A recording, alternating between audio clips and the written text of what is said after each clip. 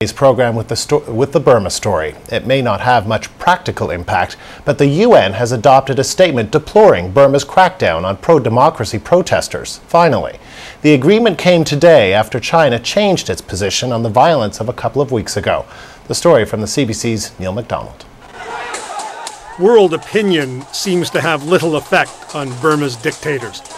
Surreptitiously shot video like these Al Jazeera pictures surface sporadically, and smuggled testimonies from the regime's prison describe a continuing campaign of physical and psychological terror against the country's Buddhist monks and their supporters.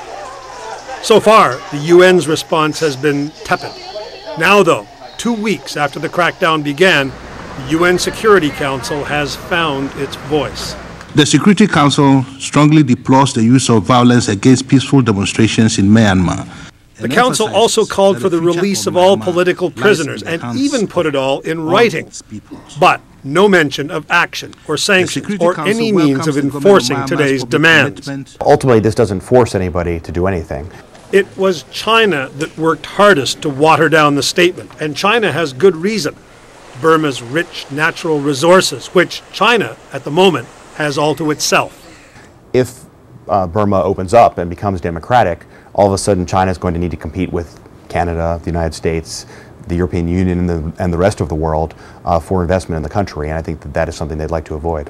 Still, the United States declared today that generals in Burma had better comply with the Council's demands. Otherwise, in 2 weeks or so, we'll be back. We will not forget, we will not relent, we will persist. The Burmese representative did not speak, perhaps because the generals have already achieved their goal. The reform movement is clearly crushed, and smuggled pictures show monasteries emptied of monks.